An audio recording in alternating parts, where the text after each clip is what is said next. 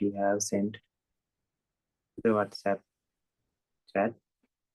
Before starting the discussion, as always, let's recall the meritorious acts that we have done throughout this lifetime and throughout the samsaric journey.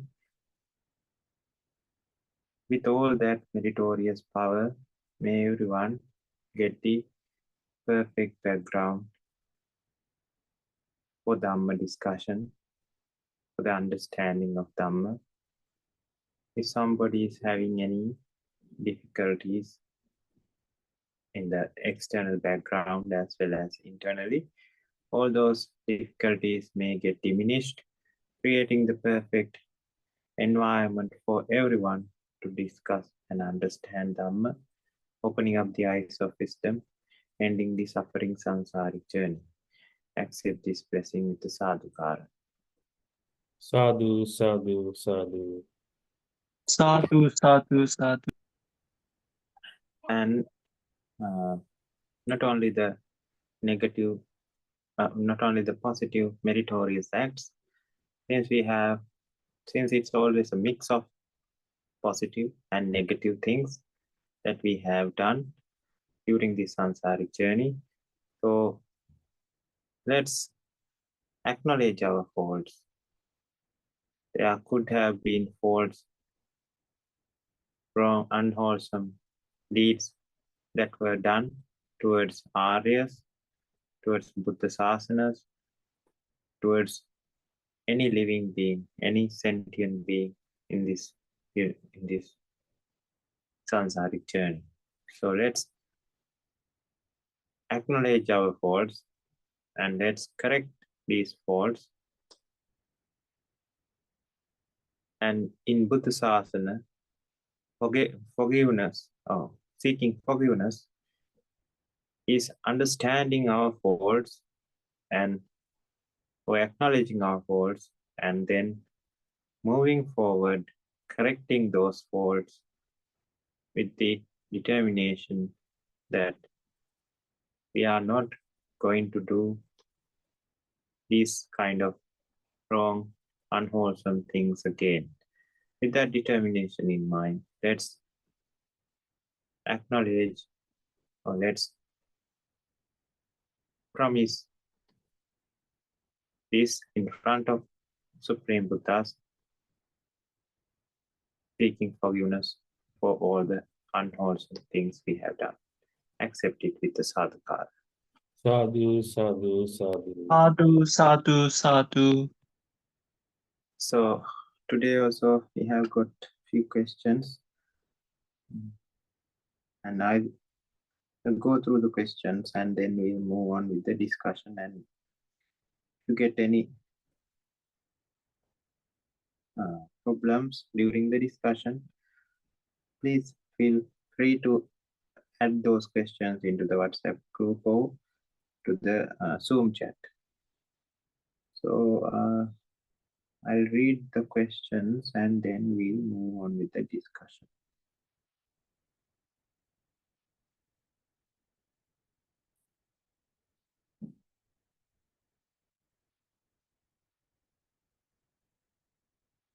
So this is about two of the suttas in Samyutta Nikaya and also in Majjhima Nikaya. One is Tanha Sutta and the other one is Mahatanhakkaya Sutta. So in Tanha Sutta, it says, Tang King Manyasi Rahula. So this was a conversation or a dialogue between Supreme Buddha and Rahula Thero. Rupa Tanha Nichang Va Anichang Vati. So he asked whether Rupa Tanha, so attachment to Rupa, whether it's Nicha or Anicca. So the answer is Anichang Bante.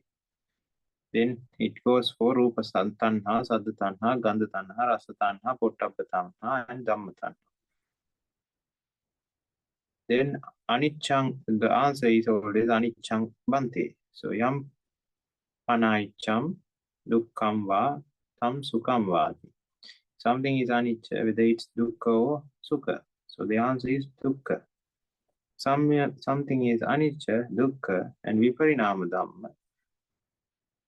Should somebody think that as me, mine, or myself, or my soul? That is not suitable. No hetam bhanti. So that's the answer. So then the conclusion is evam passam rahula sutava arya savako. So somebody who understands this, or in other words, sutava arya savako, the Arya, noble Arya person who has heard this, understood this, would not get bonded. Nibindati means bindati or bonding. Bonding would not happen. Nibindati means bonding would not happen. So Rupa Tanha yapi nibbindati. Sada Tanha yapi nibbindati. Gandha Tanha yapi nibbindati. Rasa Tanha yapi nibbindati.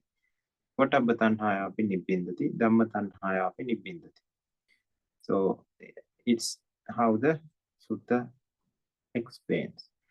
Then in the Mahatanhakya Sutta it says, Iti ko bhikkhave avijja pacchaya sankara, sankara pacchaya viññāna, viññāna pacchaya nama rupam, nama rupa pacchaya salayatana, salayatana pacchaya passo, passa pacchaya vedana, vedana pacchaya tanha, tanha pacchaya upadana, upadana pacchaya bhava, bhava pacchaya jati, jati pacchaya jara marana, soka pariteva, dukkha domana supayasa, sambhavanti evametassa kevalassa dukkha kandassa samudaya hoti.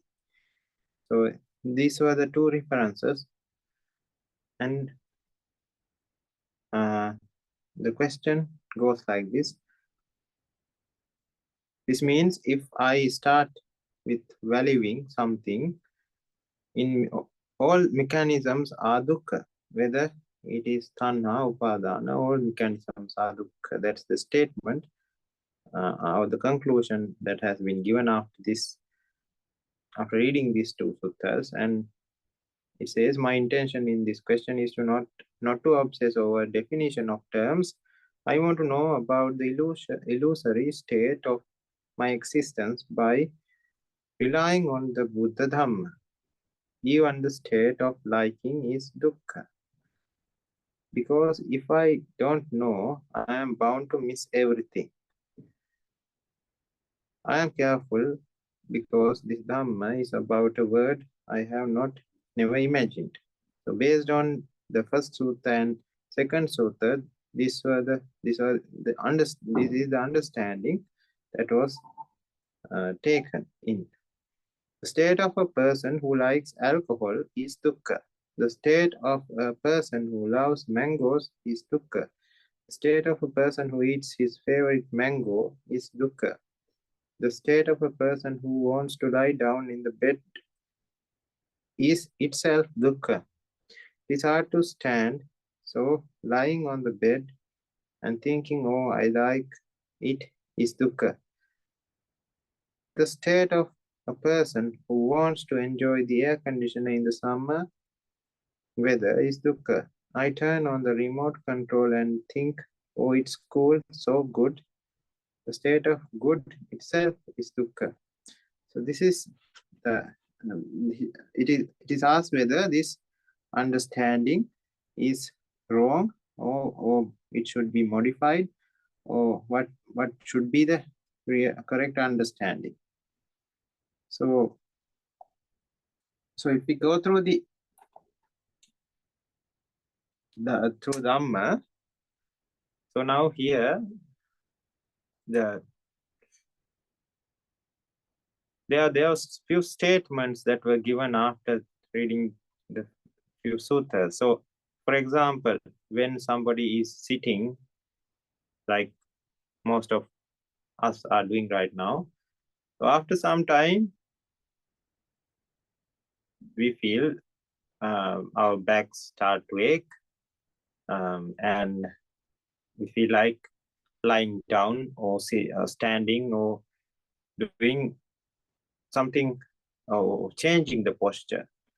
Now that change of posture is the solution for our pain and suffering at that point. But what says in these sutras and what says generally in Buddha Dhamma is, don't think that solution is the eternal or ultimate solution, because it is not. It is just a temporary measure that we take to get rid of this pain and suffering which we are feeling right now because the back is aching. So we would initiate that. We would do that, knowing that it would anyway, that change of posture or that brand new posture, that new posture that we took would also have the same effect like the posture before. Because in the previous posture, which gave us dukkha, the nature of that one is also anicca, dukkha, anatta. So that's sure. So with the change of posture, let's say we were sitting and we thought of lying down because it feels bad, because sitting feels bad, because sitting is suffering now because of the backache. So we feels like lying down. So we lie down. The difference is, even an Arihat would do that.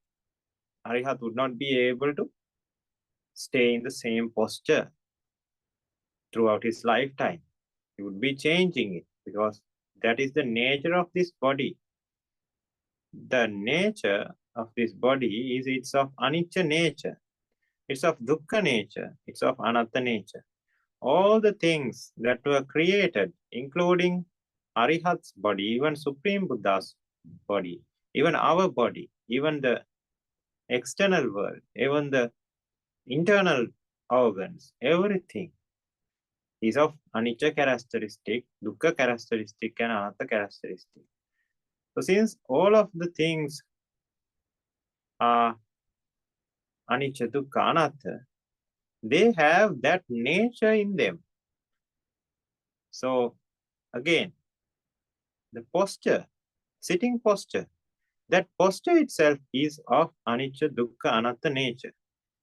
So if something is of anicca, dukkha, anatta nature, then it gradually decays and dies. That is the anatta nature, viparinama dhamma. The other thing is, let's say we suddenly got a very sharp pain due to a nerve compression or a disc prolapse or whatever the reason. That is the anicca nature. So it can change if the causes change. Until all our discs in between vertebrae are intact without pushing towards the spinal cord or the nerves, then we don't feel that kind of a pain, that sharp pain, shooting kind of a sharp pain. That is not felt. But things can suddenly go wrong, leading to the anicca nature. Everything, it's always of anicca nature, but we think that it is according to our control or according to our expectation. We think our back would be there, back would be intact, or our vertebral column would be intact without any problem. So we get that false hope that this would last. This would last at least for few decades, 80 years, 90 years, they would be able to live without a back pain, without a problem for 90 years. At least this session, these 2 hours, it would not be a problem for me. At least for these 10 minutes, it would not be a problem for me. That is the hope. But thing is, most of the time that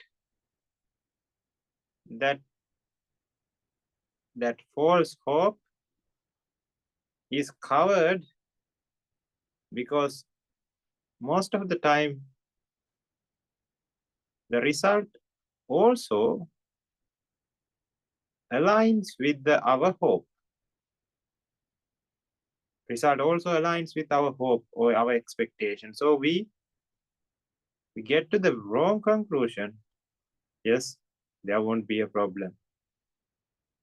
But in reality, a set of causes creating the effect. Everything should align. All the causes should align in order for the spine to be intact. So what happened? All of a sudden, due to karmic energy, due to various other causes, suddenly the disc collapsed, or a nerve compression happened, leading to a sharp pain. That's the anicca nature. So now we are experiencing dukkha. So the dukkha characteristic, as we have discussed in the previous discussion as well. This is very important. Dukkha and dukkha or experiencing of dukkha, or feeling of dukkha, and dukkha characteristic are two different things. Characteristic is something which is there in all the things, which is the dukkha characteristic. Dukkha characteristic is something like, if I give you another example, it is something like the cotton wool.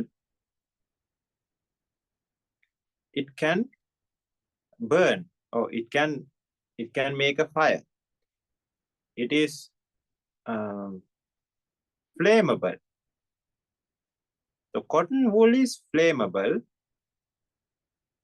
but we know in our mattresses, sometimes in our pillows, there's cotton, and most of the clothes are made of cotton. It's flammable. Flammable is a characteristic. It doesn't mean that we are burning in our bed. We are burning when we have worn clothes. Now also we might be wearing cotton clothes that are made of cotton, but we are not feeling that burning sensation, or we are not in flames. But cotton is flammable. Just like that, everything is of dukkha nature.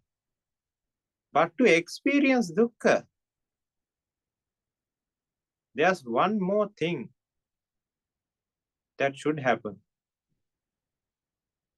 That is Tanha. So when Tanha is the dukkha samudaya, the cause for dukkha.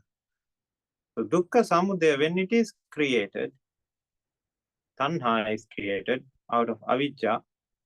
Now it is like this is a burning sensation.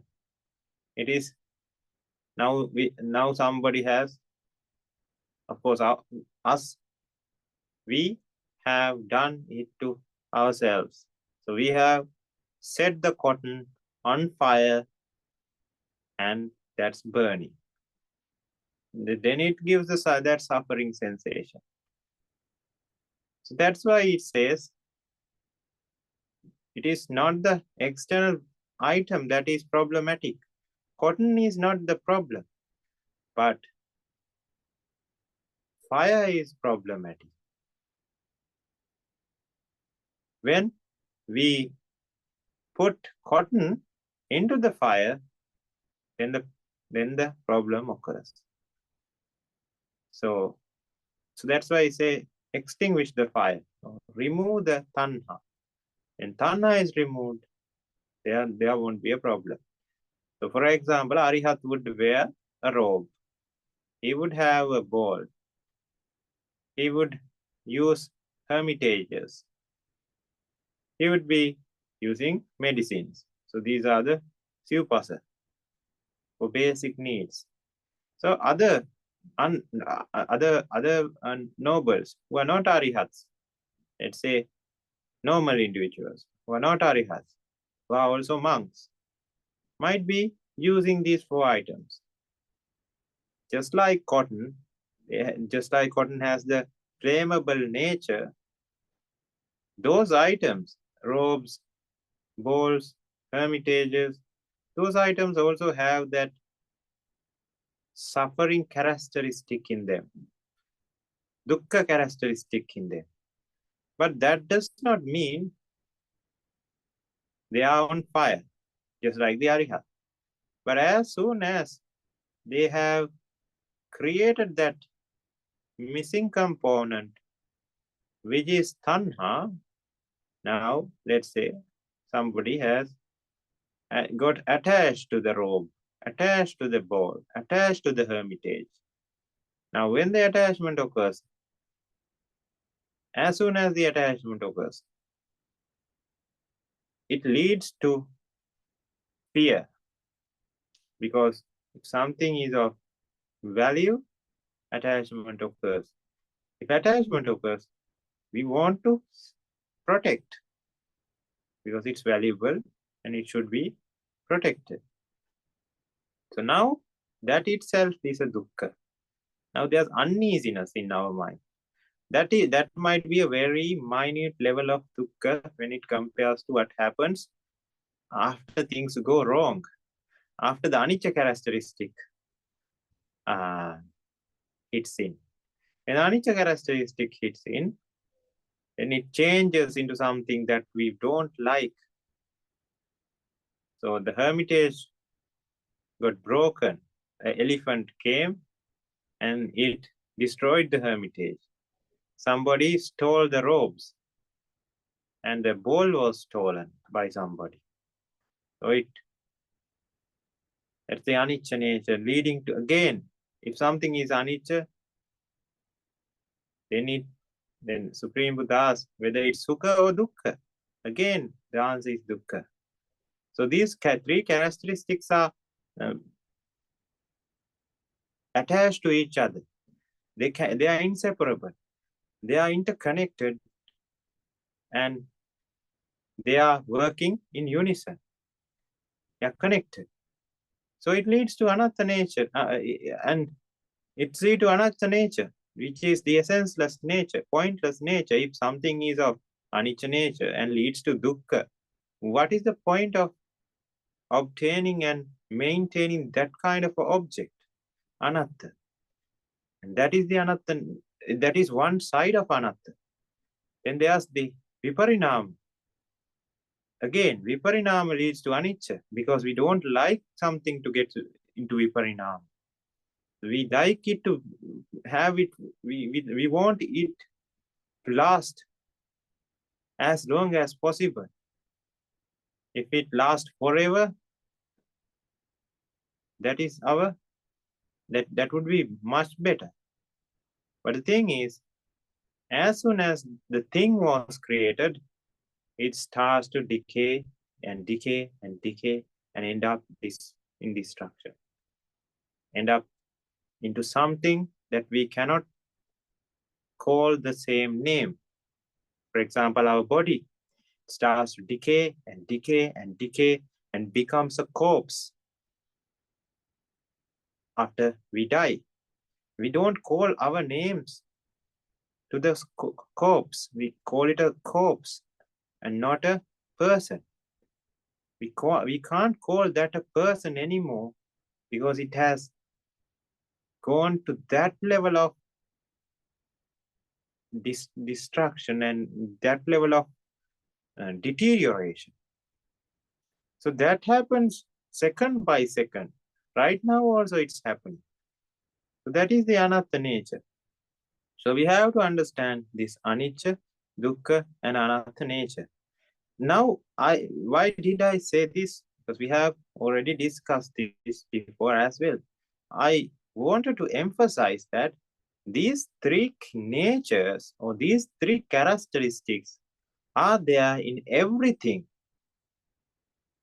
Thing is, that's why it says, eye is on fire, Rupa is on fire. Again, ears are on fire, sounds are on fire, nose is on fire, smells are on fire, tongue is on fire, tastes are on fire, skin or body is on fire, pottabha or touch is on fire, mind is on fire, thoughts are on fire, everything is on fire. Now, why they are on fire? Because of anicca, dukkha, and anatta characteristic. Now, it doesn't, even arihats, eyes are on fire. That doesn't change. The thing is, arihat doesn't get burned by the fire because there are fires right now happening or getting activated all around the world. There are fire, forests on fire. There are various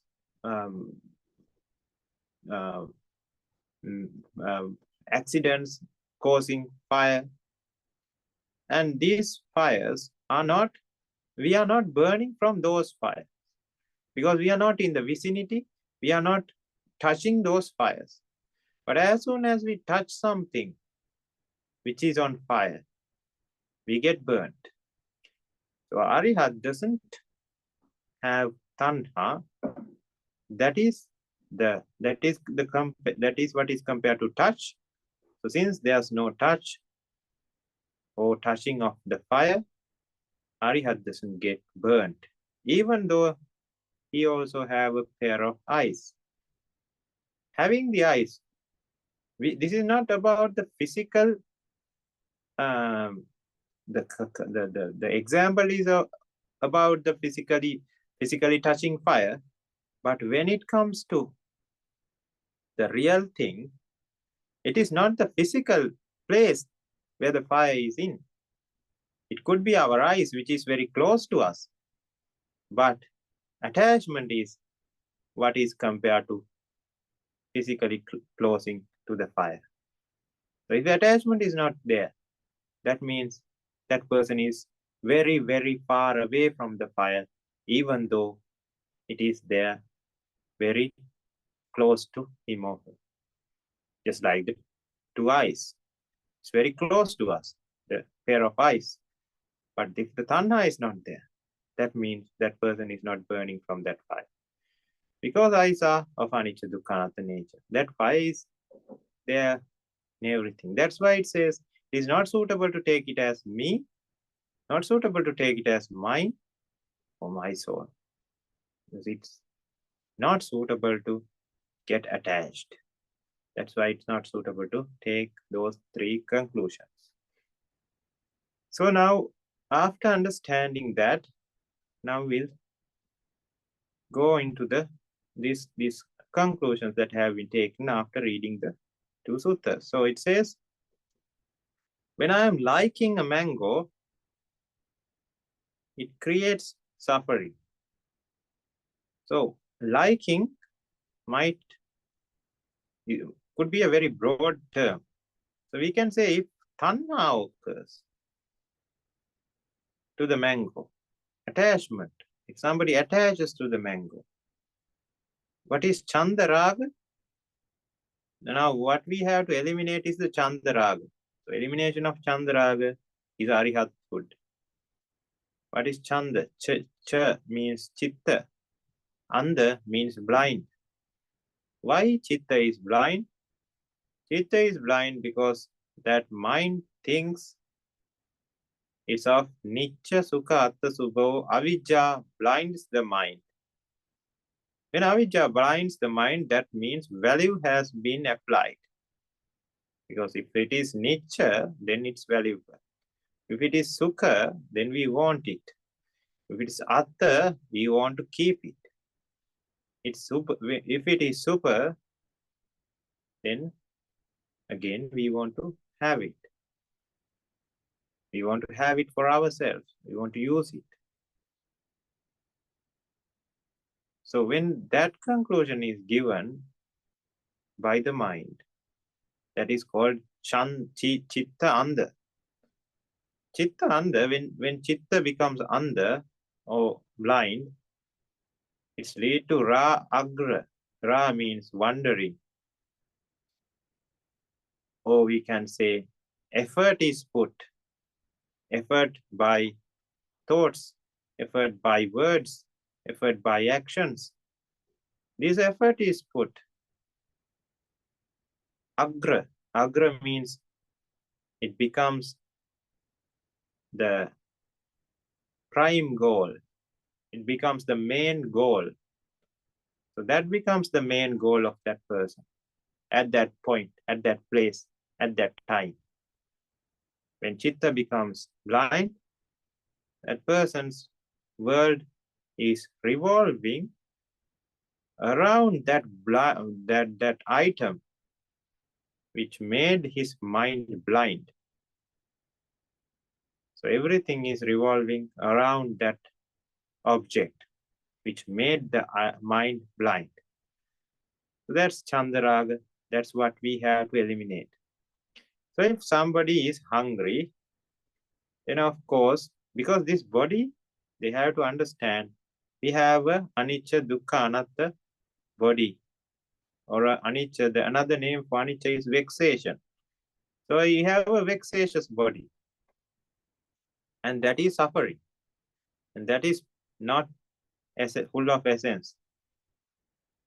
The Rupa skandha, Vedana skandha, Sanya skandha, Sankara skandha, Vijnana skandha, all of that have anicca, dukkha, anatta nature. And those 5 skandhas creates this human being or sattva. So sattva is of anicca, dukkha, anatta nature. And that anicca, dukkha, anatta sattva, if we get into a conclusion, we can say it's of suffering nature. That nature is there. So it always creates that suffering. So, for example, if suffering is in a bottle, so the fluid which is in a bottle, we call that suffering. And this bottle could not be fully sealed. So what happens? Water from the bottle leaks, or the fluid in the bottle leaks. Whatever leaks, since we have named it suffering, so the leaking fluid, however much we try to wipe it, however much we try to dry the bottle from the outside, when it starts to leak, it's always leaking the same fluid, which is the fluid of suffering. Just like that, we try to quench the thirst, we try to give food to treat the hunger, we try to find solutions for the warmth, coldness, and we try to do various things. We try to changing our posture, we try to breathe up and down, we try to blink when the eyes are vexatious. We do various things, but that is like the wiping of the bottle. So however much we try to wipe that bottle, because since the fluid inside is not going to change, what is going to leak from the bottle is that same fluid.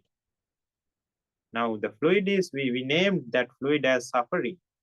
So fluid of suffering is leaking. Then again what we try is we wipe it.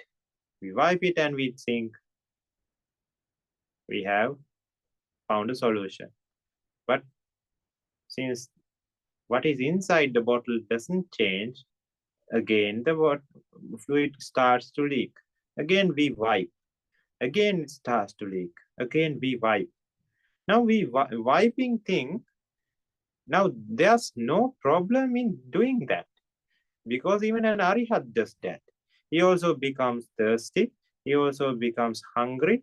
He also gets warm or cold. He needs to breathe. He needs to blink. Because that is the fluid inside this bottle, or that is the nature of this body. It is of dukkha nature. So the fluid is leaking, and he also is doing the wiping. But with the correct understanding, the understanding is fully matured. He knows that this is just temporary and this would end after parinibbana. So food is given when hunger has occurred. We won't need mangoes if we are not hungry. If we are a Brahma who doesn't need food, who doesn't get hungry, does not think about mangoes.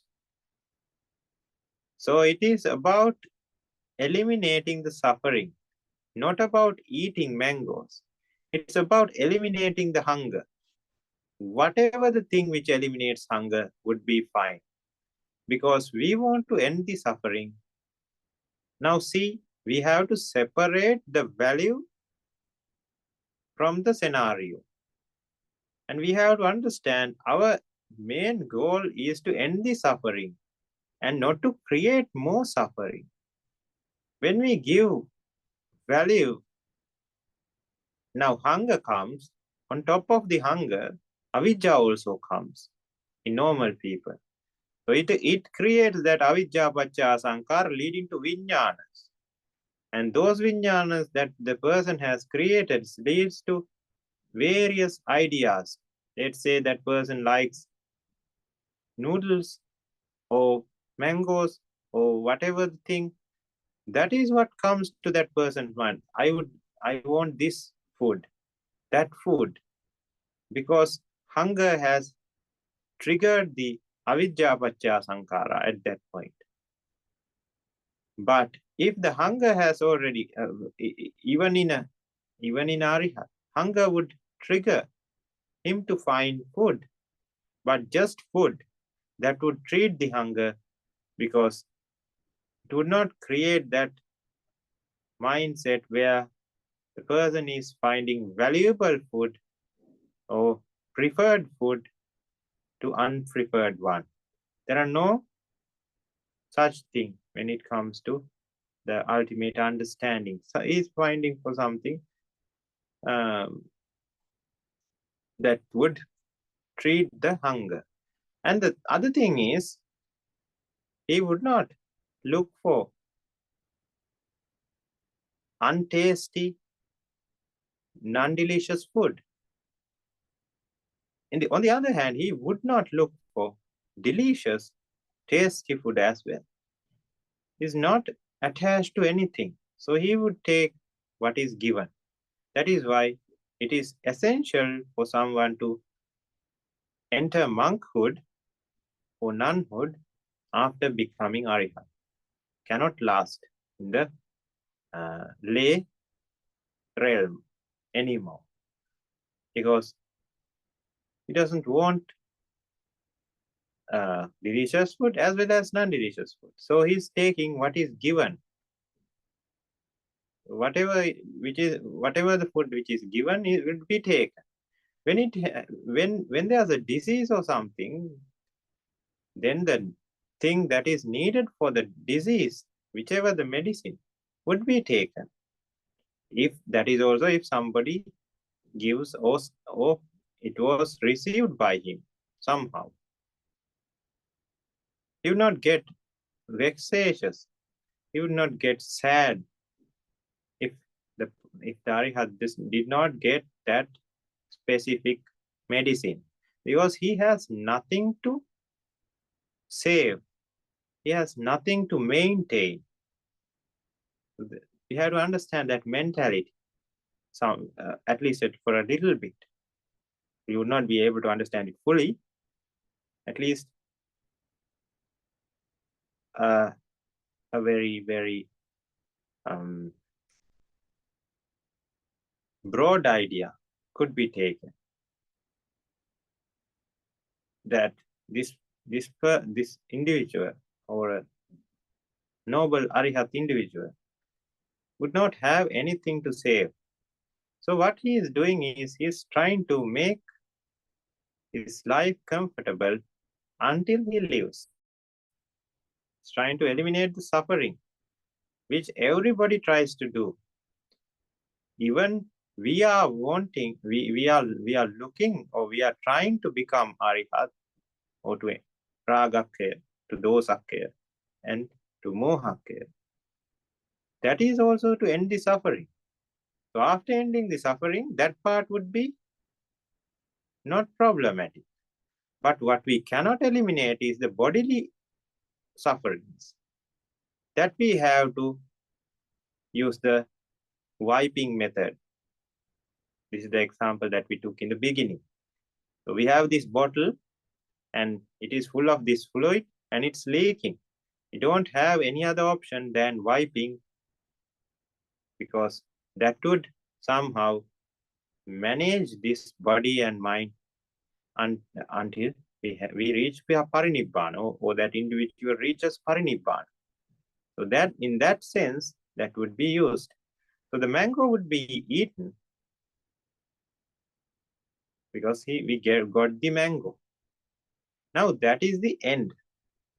Now I want to emphasize this. That is the nature of an Arihat. Now we cannot get into the top floor. We cannot get into the top floor by skipping the middle floors. Let's say there's this building with 100 stories. So we have to reach the top of that building. We cannot reach the top of the building from the ground level to the 100th story, or the top level, in an instant by skipping all the other floors. We have to gradually climb up and up, passing the second floor to the third floor to the fourth floor, and so on and so on. And it goes, and at the end we'll reach the 100th, which is the end. So just like that, we have to understand what we have to do, and we have to gradually go up there. Cannot do it in an instant. We cannot reach there. There's a methodology, a gradual developing method. So that we have to understand. So when we are in the sitting posture, when we want to lie down on the bed, that is not a problem. But attaching to that, wanting that again and again, with the idea that this is the best posture that I should maintain, would be attaching with Tanha. So, Avijja Tanha. Avijja Tanha would lead to suffering, because that would make our minds uneasy, because we want to maintain that posture again and again now. That is Raga. And Chanda has reached to Raga. So the Chanda Raga has been created. Now we want to maintain that posture again and again. But the thing is, that is not possible, because everything, our body as well as that bed which we lie down on, is of anicca characteristic, dukkha characteristic, and anatta characteristic, and would create the way to suffering. That's the problem here. So we have to understand when we are doing the vipassana, what we need to understand is everything is of anicca, dukkha, and anatta characteristic. So we have to eliminate getting attached. Now that would automatically happen when we have contemplated on anicca, contemplated on dukkha and anatta nature, because the value would come to zero level. Now that would not happen. The other thing is that would not happen overnight for most of the people. It would gradually start to develop. So it should not, it's just like doing something methodically in a very, very gradual manner. Just like when there's a saying in this area, in this part of the world, it says when we are eating rice, we have to start from one end and gradually start to mix and eat. Since we are using our hands, we mix with our hands and then we start to eat. We start with one end and then gradually moves towards the other end of the plate. So that's how this is a comparison that has been given. I'm trying to explain you the comparison. So there was a person who eats from here and there. So that person eats from the middle, from the right side, left side, from the other end, this end. So that kind of a pathway or that kind of a methodology when practicing Arya Dhamma is not effective. It's not very effective. So what we have to do is we have to take that gradual approach. So what is the gradual approach? It could be compared to a dirty room. So we have already discussed this, I think. This dirty room is full of garbage, full of sand, full of small stones, and various things are there. So we take the first step of cleaning, which is the removal of big things, which could be grabbed by the hand.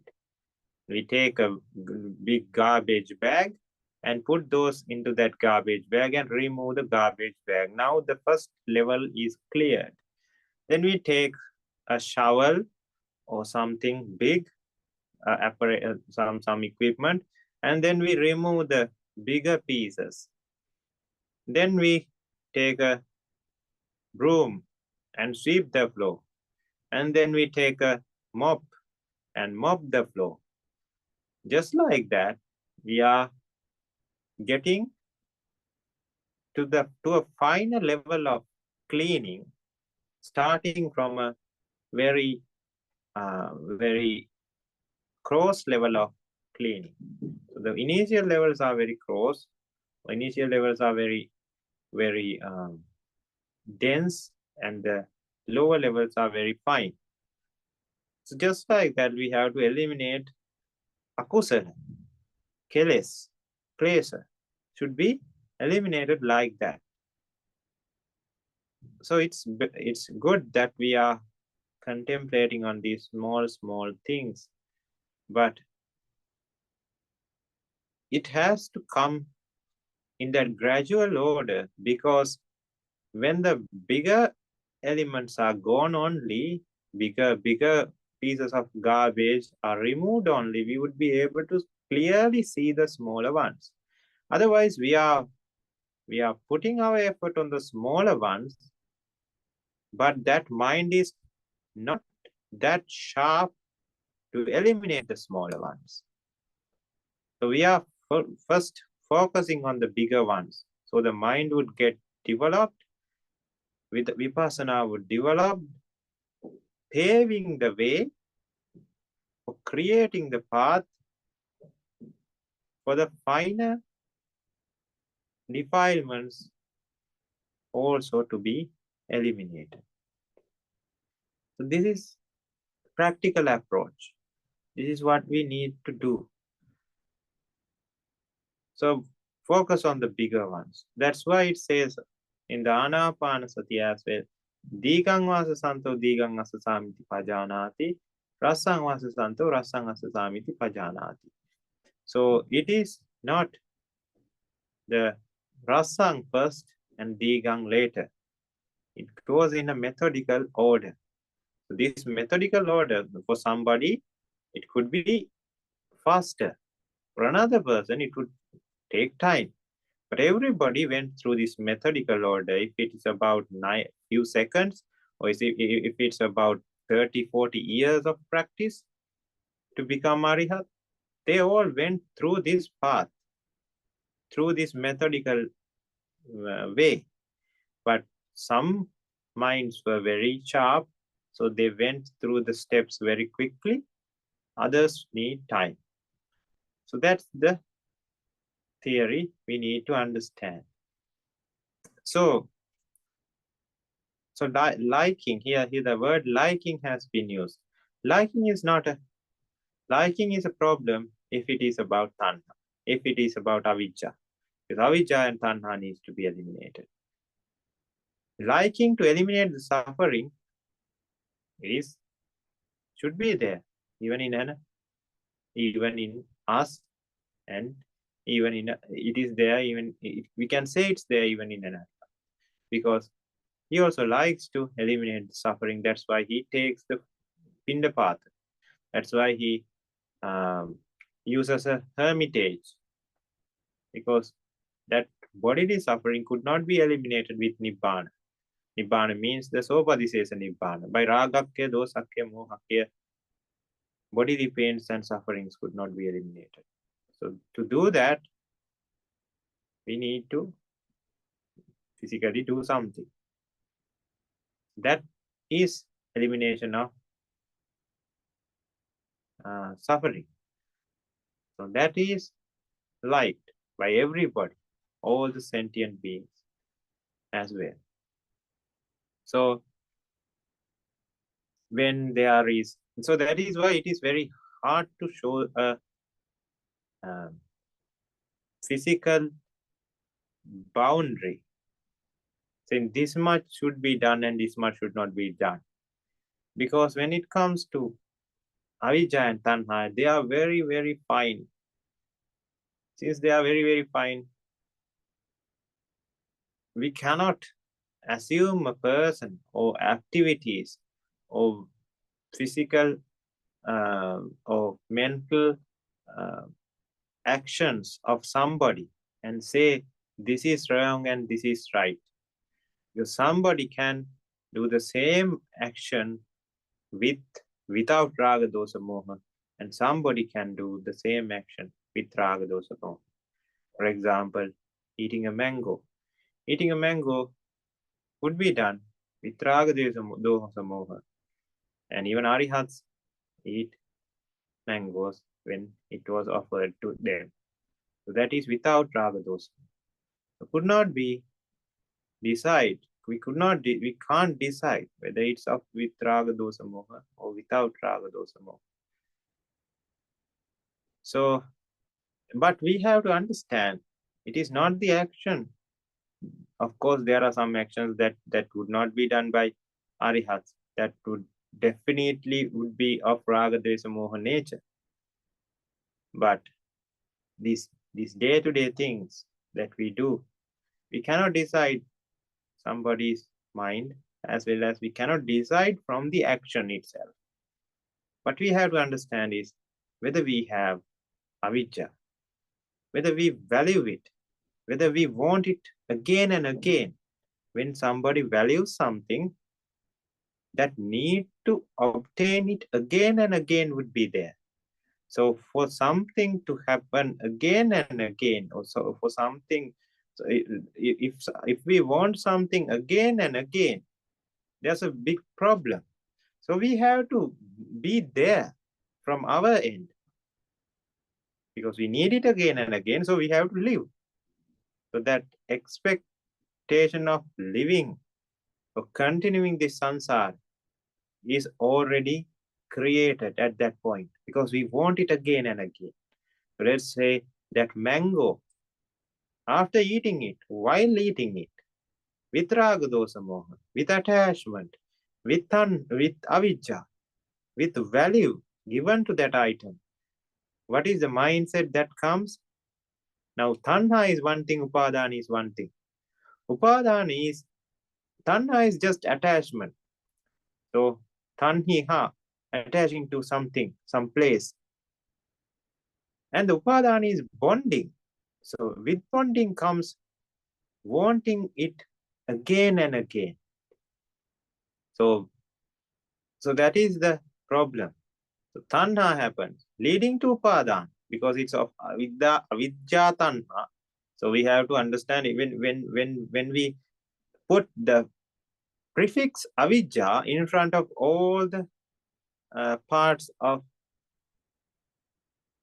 Paticcasamuppada, it would be easier to understand, because we always remember that this is of avidya, So avidya sankara, avidya vijnana, avidya namrupa, avidya salaya, avidya tanha, avidya upadana. Avidya tanha would lead to avidya upadana. Avidya tanha is getting attached to something with avidya, with nitya sukha subha mindset. So it would definitely lead to avidya upadana, which is wanting it, bonding. Why somebody bonds to something after some, let's say we give a popsicle to a small child. Now this child has no data, has never experienced, has never eaten a popsicle before. So we give this small child a popsicle, and he or she starts licking on the popsicle, or let's say a lollipop or something.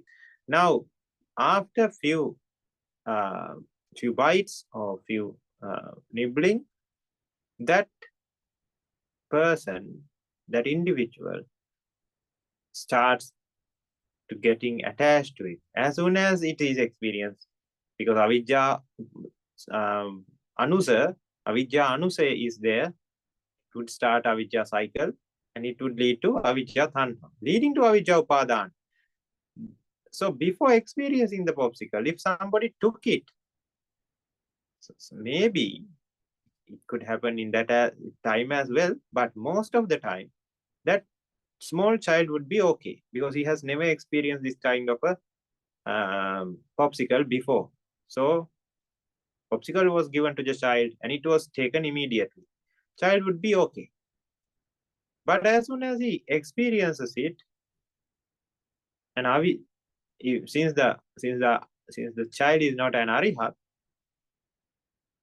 avidya pacha sankara would start, leading to that avidya tanha, leading to avidya upadana. In there, when the avidya upadana happens, that mind would bond to that popsicle. Now we cannot take it from the child. The child would start crying. That is because he wants to experience it more and more, again and again. That is the chandaraga, and which is the nature of, which is what happens with upadana. So wanting it again and again. So for it to want, for us to experience it again and again, that popsicle should be there, and we should be there. Both the popsicle, which is the external, and us, which is the internal, should last. Now we are going against the laws of nature, which is anicca dukkha anatta. So we are saying we don't care, or we don't have any understanding of anicca dukkha anatta. So we need it to last, the popsicle to last, for us to last for a period of time. We want to experience that sukha, and popsicle should be there to experience that sukha. We should be there to experience that sukha. So this is how the samsara is samsara would be getting created, because we are expecting, we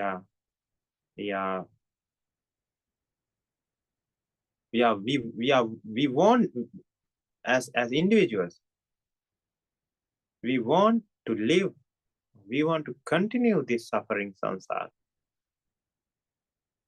in this scenario, to experience a popsicle. So that is how the problem occurs. So that what is the external nature which is seen from the outside, when that happens in the inside, that is the bonding. So that's why the small child bonded with the popsicle. As soon as Tanha led to bonding, so when the bonding happens, that child would never let go of that popsicle, which is leading to bhava and jati, and again that expectation would not last forever, for few maybe for few minutes. But when it comes to the smaller patisampada, finer patisampada, not even for 1 second.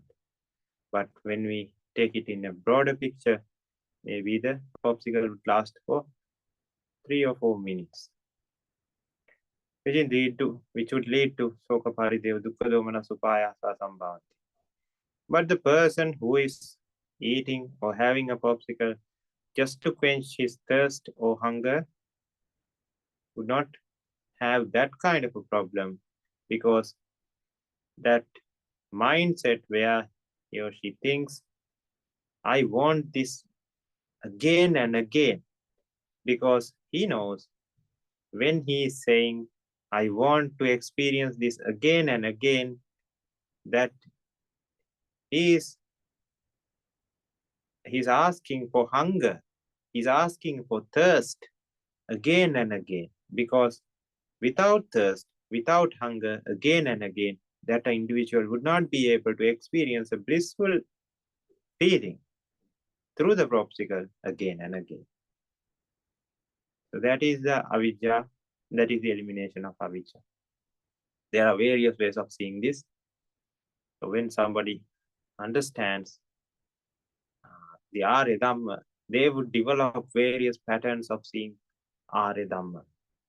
That patterns, that creation of various patterns, various ways of seeing the world, of course, within the fundamental rules of rules given by Supreme Buddha, which is the anicca dukkha anatta nature. So that person would be able to understand various things in various unique ways. That's why it says dahasak 9 pratimandita sotapanna state. Dahasak 9 means methods. So that person would be able to understand this with 1,000 kinds of methods, various methods, which maybe has not learned before, but learned by himself or herself. So that is the beauty of Dhamma.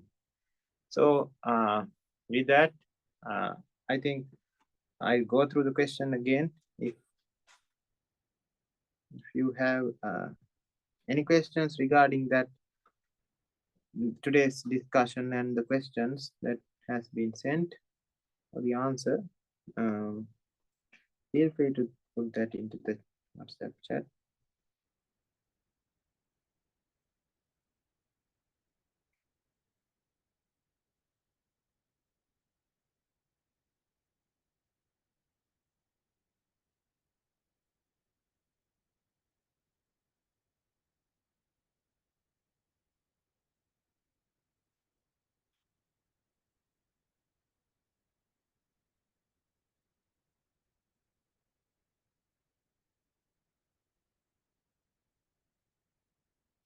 I'll go through these statements again. The state of a person who likes alcohol is dukkha. Yes, that is correct. The state of a person who likes and who wants alcohol again and again because of avijja. Now, the word likes might not do the correct correct, what do you say? It might not be the most suitable word here, because in English there are various meanings for the word, like the state of a person who wants alcohol would be a better word, is in dukkha nature, because he wants alcohol. He does not get alcohol all the time because it's anicca. And even though he gets alcohol, that vedana generated from the alcohol would not last forever. For a fraction of touch, there's a fraction of vedana leading to viparinama. So the viparinama dukkha would be there, again leading to dukkha, or the wanting of alcohol. So he takes alcohol again. For all this to happen, he needs to buy alcohol. He needs to do everything to buy alcohol. That is of sankhara dukkha. So we have three dukkhas: sankhara dukkha, viparinama dukkha, and dukkha, because that person wants alcohol. For a person who don't want alcohol, that person would never have that kind of a problem. So state of a person who loves mangoes is dukkha. Again, if somebody is loving mangoes and wanting it again and again, so then that's problematic. Again, the same problem happens. The state of a person who eats his favorite mango is again the same thing. The state of a person who wants to lie down in the bed itself is dukkha. Now that's problematic. The state of a person who wants to lie down in the bed itself is dukkha. No. Arihat would also want to lie down in the bed, but he would not have a mental dukkha, mental suffering because of lying down, because he doesn't want to live to lie down.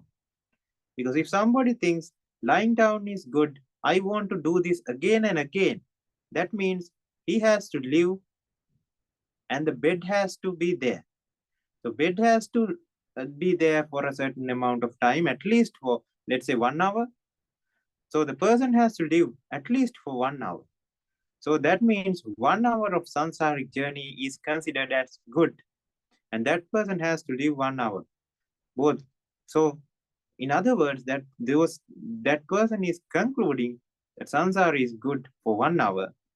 And that means he is saying suffering is good for 1 hour. So he would be suffering because of that. So the thing is, lying down when the back is aching is not because of avijja. It could be, or it could not be.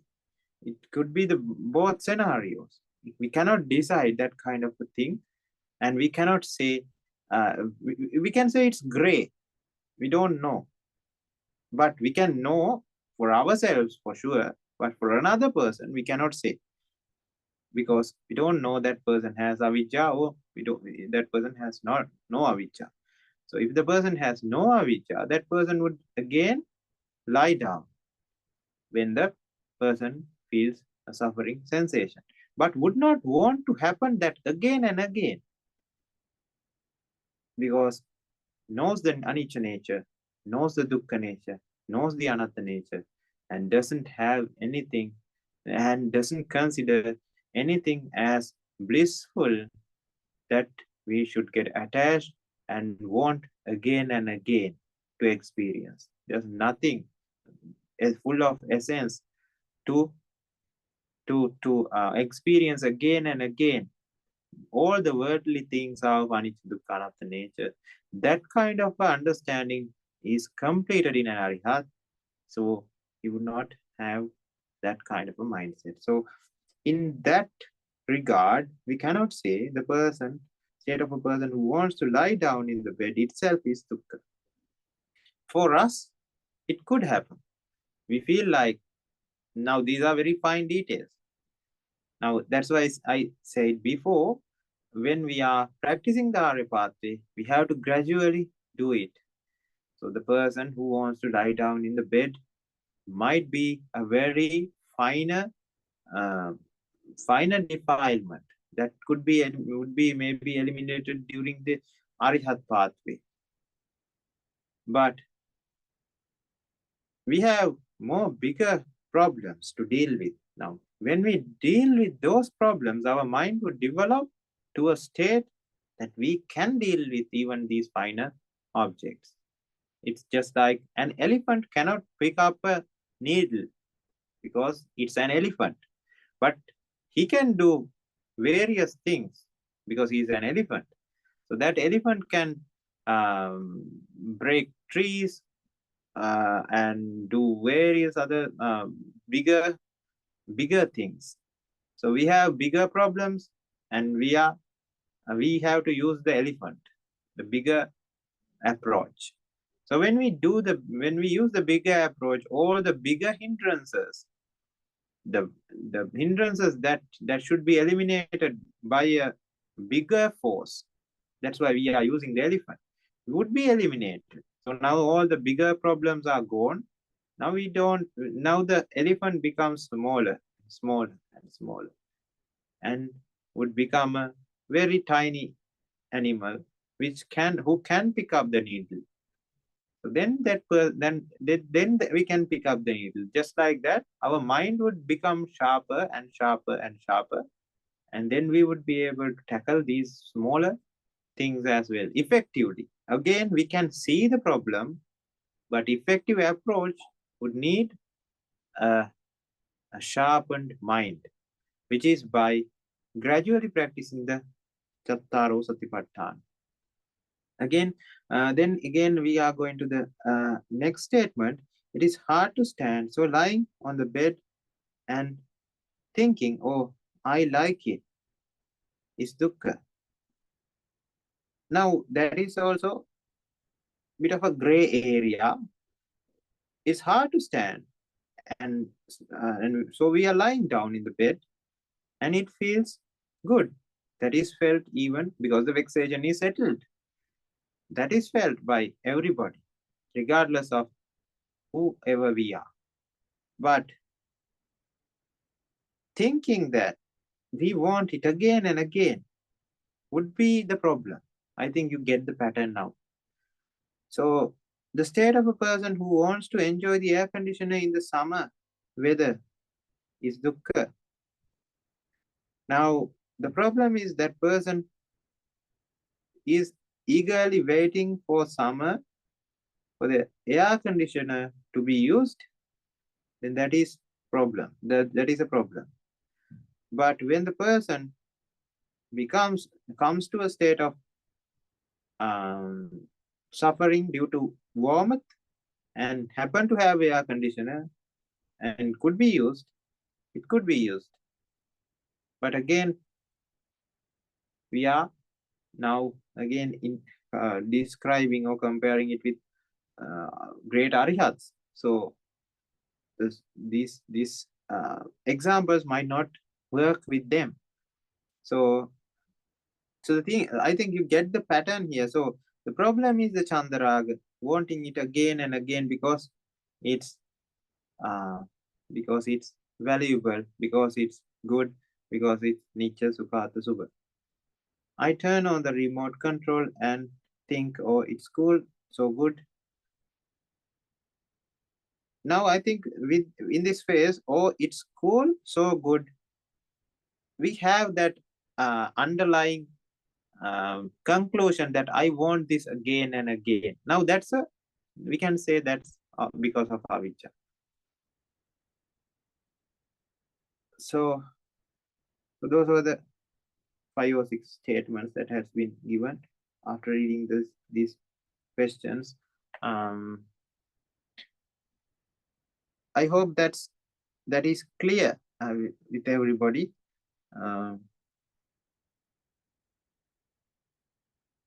If we have any questions regarding everything. So during the 1 minute of eating the popsicle, wouldn't it possible for avijja paristhamma activity immediately after eating it for the first time? Yes, it can happen. It doesn't say even with if the person has never experienced it, even the thinking of this could be a good thing, even without experiencing it, thinking that it could be a good thing would again generate oh, it is a Nitya Subhata thing. It should be good. Everyone is saying it's good. So that could even create the avijja patisampad, of course. That's very fine. So first nibbling of the popsicle can happen. It can happen in the first nibbling as well. And in an ayat, it doesn't happen. Even he has few or 10 popsicles, it doesn't happen for him, because that nature or the avijja, which should be there, avijja anusaya, which should be there in a person, for this to happen, is not there in an avijja.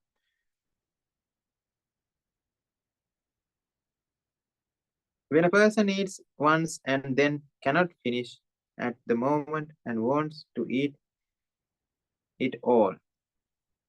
Yes. Now let's say somebody is focusing on, there are two people. One is focusing on getting rid of the hunger. Other one is focusing on eating or experiencing the taste. So one is trying to experience the taste with avijja, where he wants to experience the taste again and again. So what happens when somebody is trying to experience the taste again and again? So this deliciousness, we know that this taste or the deliciousness of food is based on the hunger. So if the person is fully okay, or if the person is full and does not need anything else to quench or treat the hunger, that person would not feel that food item, that specific food item, tasty or delicious. So when we are, let's say, 100% hungry, we are 100% hungry, and we start taking bites out of a food. Now, at the first bite, 100% hunger came to, let's say, 80%. Now, that means that tasteness or the deliciousness also came down. That itself is suffering, because that person would never be able to experience the first intense deliciousness. Intensity of the deliciousness at first was very high, and that higher intensity of the deliciousness would not be felt by him again in this food eating experience. So he takes the second bite. So the hunger comes to 60%. So again the deliciousness comes down. He takes again food, and it comes to 40%, 20%, and then 0. After he takes food, after it comes to 0, now it becomes minus 20%, which is the opposite of sukha, which is dukkha. Now dukkha starts to form in. Again, another bite would bring to minus 40% of dukkha. Now the person is not liking this food item, feels like vomiting. So this is what happens when somebody is obsessed with the deliciousness and not the quenching of the problem, which is the hunger. So somebody is focused on hunger. Don't care what it is. I want to eliminate the hunger. Takes a first bite. 20% of hunger is eliminated. Second bite, 40% of hunger is eliminated. Now that would actually create a satisfactory level, not a suffering. Now, when somebody is focusing on deliciousness, it created suffering. But when somebody is focusing on eliminating of hunger or suffering, that suffering actually was eliminated when it comes to 0%, and now there are 0 suffering. And we don't want the food as well again. If again the suffering comes, then we will want the food again. But with the deliciousness, because the deliciousness is something that should be created, we want to create it, but we cannot create it according to our will. So it reaches a point where we would be ending the story in disappointment. We are full, but there's plenty here. And now we have to put that into the garbage bin. But we know this is what gave that initial deliciousness. So the idea is, what if we keep it? What if I happen to get hungry again, and then I can experience the same deliciousness? So that person is expecting or asking for hunger. That person is asking for suffering. That person is asking for samsara. That person is asking a nitya sukha atta sukha world. So that's of course a bowl of suffering, or a experience full of suffering. So that's the difference between the two. So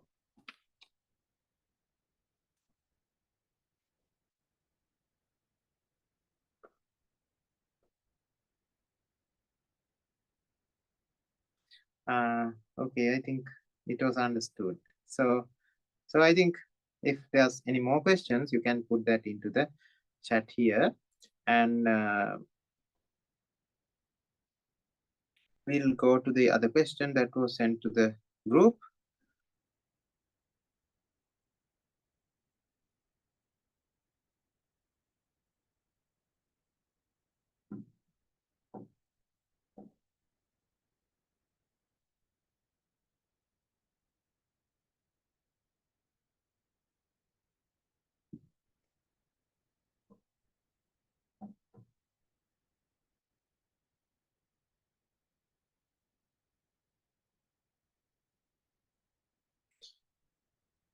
Yes, the question is, I think you can read this out of the group as well.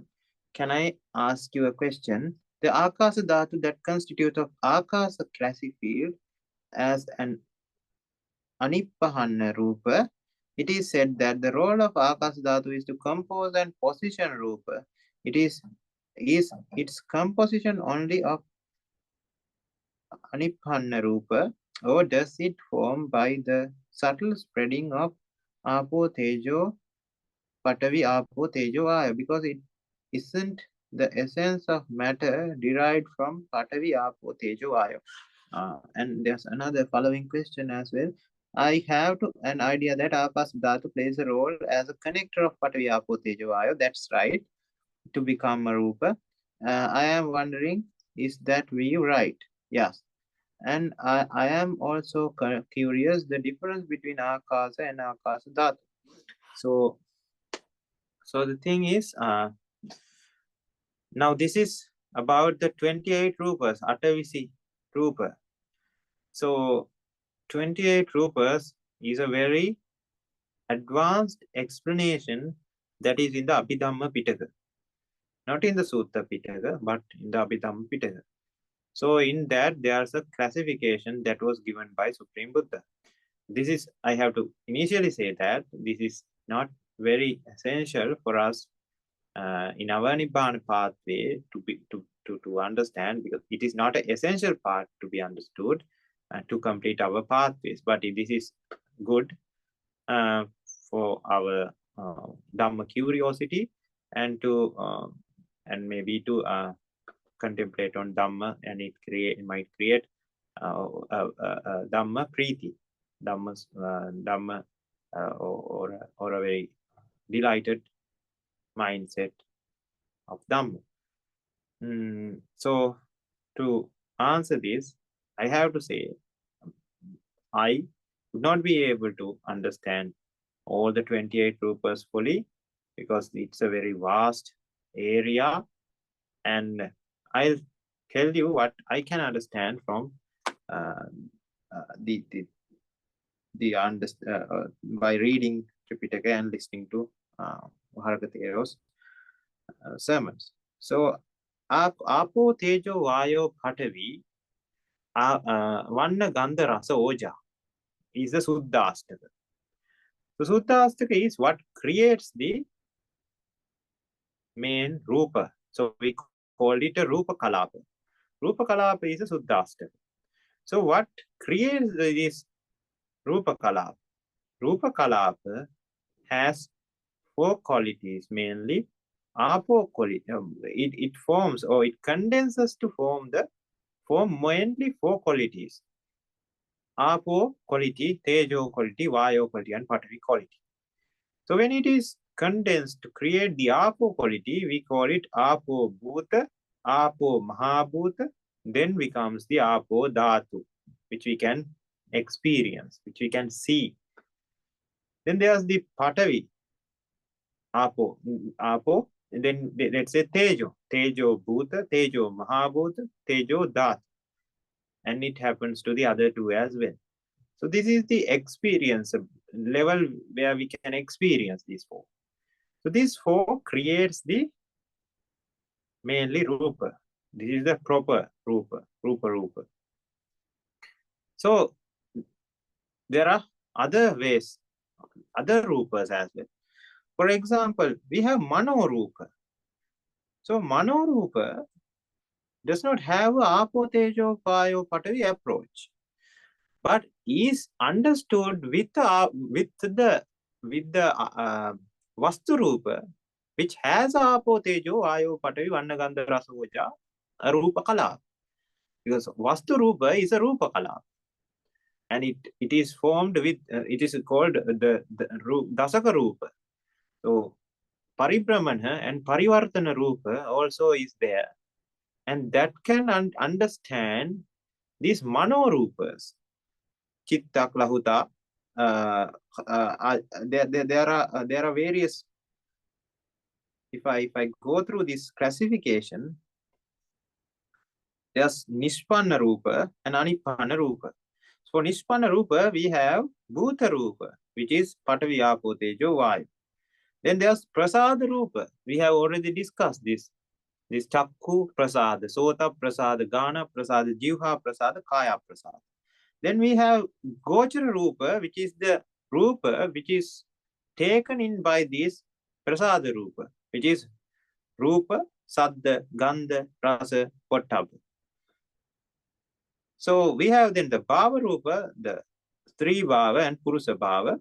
Then the Hade Rupa or the Vastu Rupa, Ahara Rupa and Jivita Rupa.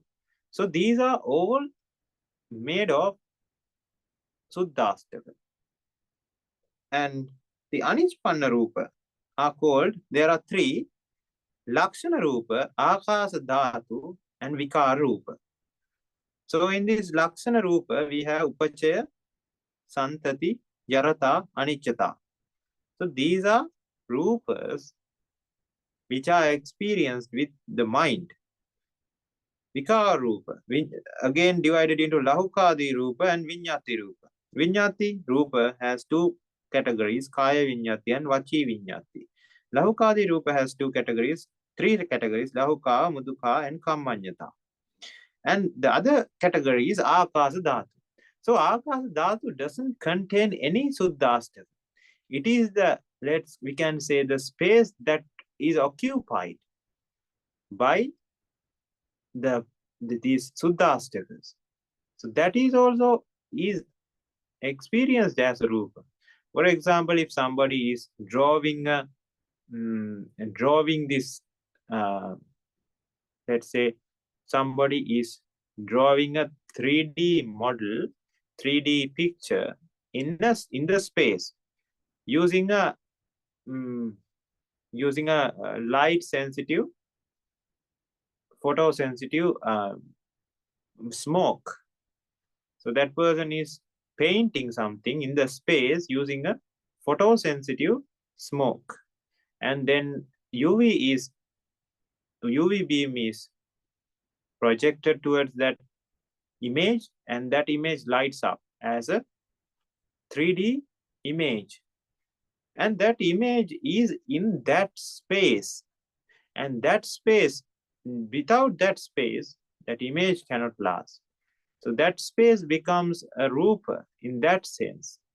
It is not the Rupa in the Rupa, but it is kind of a we can say derived Rupa because of Rupa. Without that, we cannot experience that. So Akasananchayatana, I think this problem came with Akasananchayatana. So Akasananchayatana is experienced with the mind. It is Arupa Dhyana. So Arupa Dhyana, this Akasananchayatana, so Akasa is experienced. How? Through the Vastu Rupa, through the mind, as a Dhamma. So if you go through it, the Vastu Rupa, it doesn't say about, now we have these 5 Gochara Rupas and 5 Prasada Rupas. 5 Prasada Rupa, Chakku Sota Gana Jiva Kaya, 5 Gochara Rupas, Rupa Saddha Gandha Rasa Pottabha. Whereas the Dhamma, there's the Vastu Rupa as well, with the Nishpanna Rupa. But there's no Dhamma Rupa in the Nishpanna Rupa, because Dhamma Rupa doesn't have Suddhastakas in there. It is a different form of energy. And through that way only we would be able to understand Akasa Ananchayatana. But the Akasa which is experienced right now, right here around us, would be experienced because we are able to experience the relative distance between 2 Rupas. So that in between thing is Akasa. So here we cannot put them into definitions. At some point, Thero says the space that is filled by, or the space that is filled in between Rupas is actually Akasa in some instance. But in other instances, it is experienced as, it is said as the emptiness or empty space, which is what we call as space. So that now the difference between Akasa and Akasa Dhatu is, I think Akasa, this is my thought, I could not find anything regarding this. So Akasa is what somebody experiences, or it is a we can say the experience of Akasa, the nature. So for example, if you go through Patavi is a nature. Patavi nature, the hardness of something. So even in our dreams, we would be able to feel Patavi. That is not something in the external world we are experiencing. In our dreams, let's say we are using a heavy machine, or let's say we are using a chainsaw to cut a tree. In our dreams, we can feel the heaviness of the chainsaw, which is not real, which is not made of Patavi Apo Tejo Vayu, which is not made of Suddhastaka, which is in our minds because we are sleeping. In our sleep only we are experiencing it, but we are experiencing the heaviness, and we are sweating because it is heavy work. We can feel the Vayu or the Apo nature of the sweat as well. And now the sun is so hot, we can feel the hotness and the Tejo nature as well. So we can feel our breathing as well. The Vayu nature is also felt. So these natures are felt. So likewise, Akasa nature is felt at Akasa Ananchayatana. It is not physical. It is solely experienced in Akasa Dhyana. So fully experienced, we can say. Not partially, just like what we are experiencing right now. Also, we can feel the space to an extent right now as well, but not the real Akasa nature, just like the Patavi nature. So Akasa nature is one thing, Akasa Dhatu is another. Just like Patavi nature, which we felt in our dreams, is one thing. Patavi, which is tangible, is one thing. Just like that, I think we can differentiate the Akasa and Akasa Dhatu. So I don't know whether this explanation about the two differentiation is very correct or not, but this is how I understood about Akasa and Akasa Dhatu. Because this, when it comes to this kind of definitions and everything, it is very essential to find a place where it is being said, or a very reliable reference. Otherwise, we don't know, because we don't have that sarvata jnana to exactly say that this is that and this is this. So I think that's also clear to everybody. If you have any question regarding that as well, please feel free to put that into the chat. And I have to remind you again, now these are good things to look for, but what is very important is to practice the pathway where the raga and dosa and moha is eliminated gradually. Okay, if nobody is having any other questions, then I think Mr. Tushan, we can end today's discussion. Everyone, Sarnai, answer. Thank you for doing the discussion today on behalf of everyone, and towards metta and kindness towards everyone. And also, if we can also ask you to do a small anumodana for us for today. So today we discussed special points that is that you have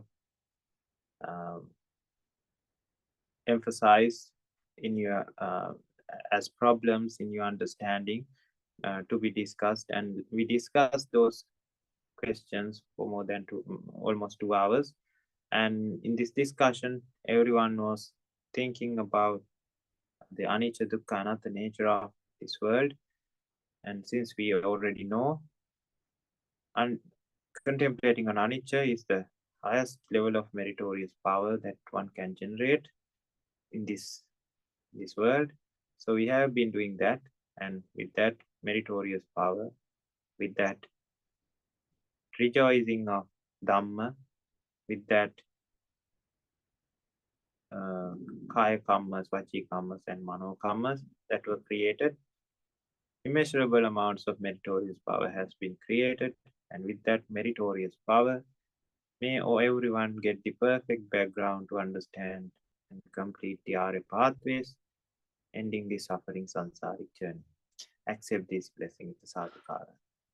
Sadhu, Sadhu, sadhu, sadhu.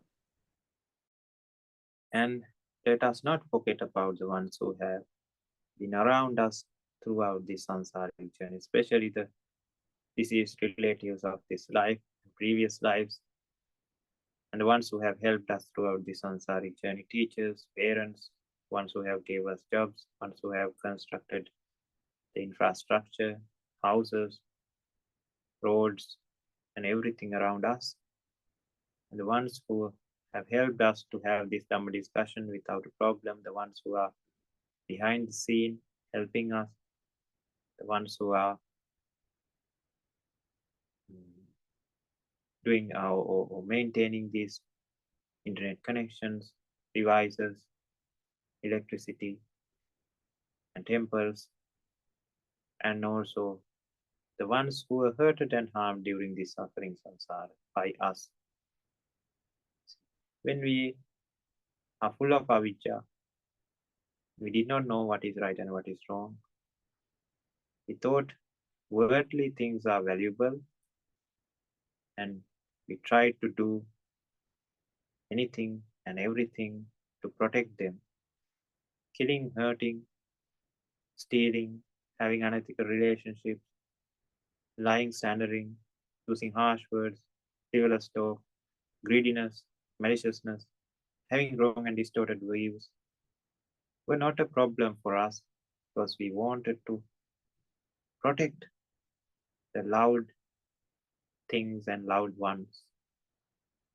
So many might have got many might be in the injustice because of the things we have done. Let us acknowledge our faults today and let us spread this meritorious power to them as well, settling all the liabilities we have towards them. May all of them end these sansaric bonds we have towards them, and they have towards us, and they have towards the world as well. And also let us spread this meritorious power to all the sentient beings, including Devas and Brahmas, the ones who protect this world and keep this world in balance, and also all the sentient beings in the universe. If they are in miserable places, may they replace those, may they understand the reality of the world. If they are in miserable places, may they refrain from doing sinful acts. They replace those sinful acts with meritorious deeds. May they lead happy lives, may they rejoice on these meritorious deeds and create immeasurable amounts of meritorious power.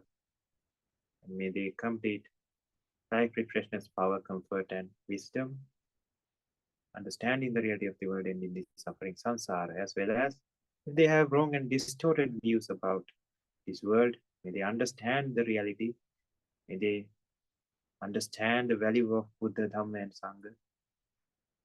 May they become aware of the reality of this world, anicca, dukkha, anatta nature, and the suffering samsara, attaining supreme bliss of Nibbana.